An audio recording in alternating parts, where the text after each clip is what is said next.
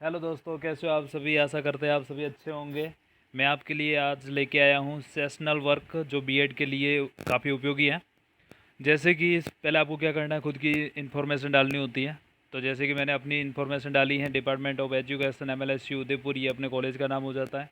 फिर नेम, आपका खुद का नाम क्या है, फिर क्लास हो जाएगी, फिर रोल नंबर हो जाएंगे, उसके बाद सब्जेक्ट, फिर सब्जेक्ट टीचर, टीचर का नाम क्या है, फिर आपका टॉपिक हो जाएगा, फिर सेशनल वर्क जैसे कि 2020-21, फिर सबमिटेड टू, यानी कि आपको ये जो सेशनल वर्क बना के देना है उनका नाम वगैरह सब आ जाएगा। और उसके बाद में सबमिटेड बाय, यानी कि कौन दे रहा है। जैसे कि मैं दे रहा हूँ तो मेरा नाम आ गया यहाँ पे, Gularam Tailor, BEd first year, roll number 12। इसके बाद में मैंने सेशनल वर्क जो टॉपिक लिया है वो उसका नाम है नई शिक्षा नीति 2020। तो इसके बारे में पहले क्या देना होगा, आपको सामान्य परिचय देना होगा। जैसे कि ये कब शुरू की गई, किसके शासनकाल में। जैसे कि नई शिक्षा नीति जो आई है वो अभी तत्काल आई है नरेंद्र मोदी के कार्यकाल में, तो उनका जो भी है तो अपन को सामान्य जानकारी देनी। उसके बाद में महत्वपूर्ण तथ्य हो जाएंगे। इसके बाद में आप अच्छे से लिखते रहना। आप इसको देख के भी आप कॉपी कर सकते हो या लिख सकते हो, या इस प्रकार से आप अपना सेशनल बना सकते हो।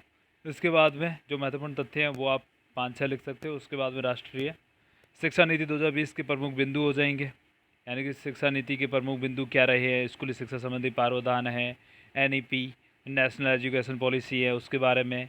और उसके बाद भाषाई विविधता का संरक्षण है, यानी कि भाषाई विविधता हर जगह आपको पता है कि अलग अलग भाषा, हर राज्य में अलग अलग भाषाएं, परंतु अभी एक निश्चित किया गया है कि कक्षा 8 तक हिंदी को ही रखा जाएगा, भले वो कोई भी राज्य हो। उसके बाद में उनकी जो, जैसे गुजरात है तो गुजराती चलने दे सकते हैं, तो कैसे भी कर सकते हैं, परंतु 8वीं क्लास तक तो हिंदी ही चलेगी। तो इस प्रकार से भाषा विविधता का संरक्षण है, शारीरिक शिक्षा है। उसके बाद है पाठ्यक्रम और मूल्यांकन संबंधी सुधार है। इसके बाद में उच्च शिक्षा से संबंधित प्रावधान है। उच्च शिक्षा यानी कि 8वीं के बाद में 9वीं 10वीं 11वीं 12वीं, उसके बाद में ग्रेजुएशन है। तो इस प्रकार से उसके बाद में भारतीय उच्च शिक्षा आयोग, और उसके बाद में HECI के कार्यों के प्रभावी निष्पादन हेतु 4 निकाय। तो ये इस प्रकार से सारी जानकारी हो जाती है।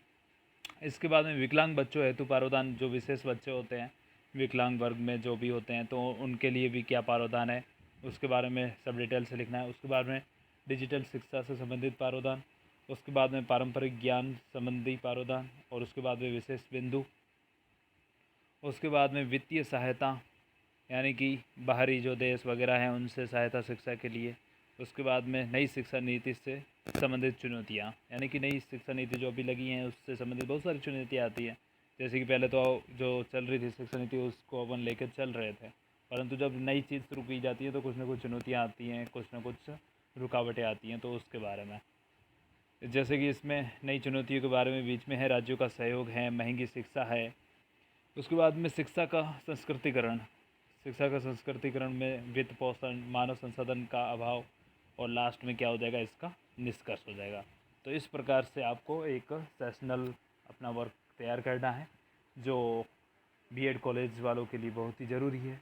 आपको यदि अच्छा लगता है तो इस प्रकार से आप अपना सेशनल बना सकते हो, और अच्छा लगा है तो हमारे चैनल को लाइक कीजिए, सब्सक्राइब कीजिए और शेयर कीजिए। धन्यवाद।